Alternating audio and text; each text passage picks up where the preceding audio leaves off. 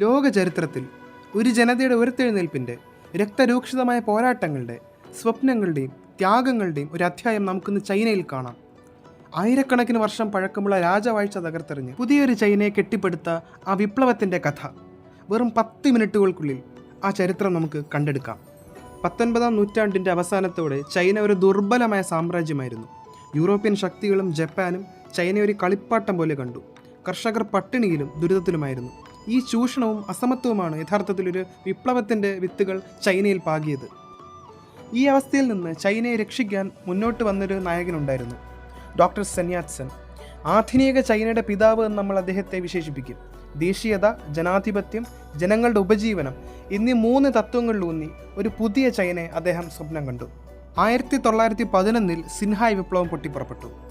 നൂറ്റാണ്ടുകളായി ചൈന ഭരിച്ച ക്വിങ് രാജവംശം നിലംപൊത്തി. ഒരു പുതിയ റിപ്പബ്ലിക് പിറന്നു. പക്ഷേ ഇതൊരു തുടക്കം മാത്രമായിരുന്നു. പുതിയ ഭരണം ദുർബലമായിരുന്നു. പലയിടങ്ങളിലും സൈനിക പ്രഭുക്കന്മാർ അധികാരം പിടിച്ചടക്കി.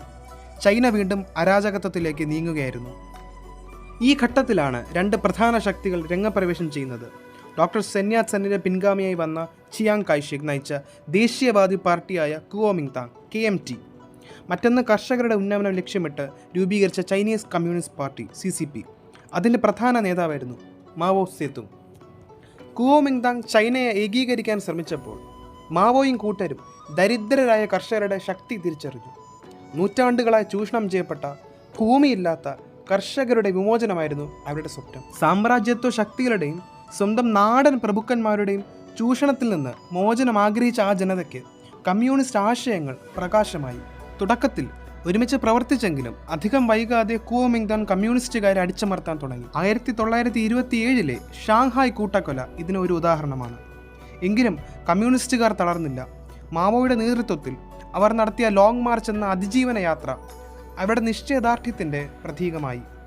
ഈ യാത്രയിൽ ഉടനീളം കർഷകരുടെ പിന്തുണ അവർക്ക് ലഭിച്ചു. മാവോയുടെ നേതൃത്വം കൂടുതൽ ശക്തമായി. ഇതിനിടെ മറ്റൊരു ദുരന്തം ചൈനയെ പിടികൂടി. 2ാം ലോക മഹായുദ്ധം കൊടുമ്പിരി കൊണ്ടിരുന്നപ്പോൾ ജപ്പാൻ ചൈനയെ ക്രൂരമായി ആക്രമിച്ചു. ഈ വിദേശാക്രമണത്തെ ചെറുക്കാൻ കുവോമിങ്താങ്ങും കമ്മ്യൂണിസ്റ്റ് പാർട്ടിയും താൽക്കാലികമായി ഒന്നിച്ചു.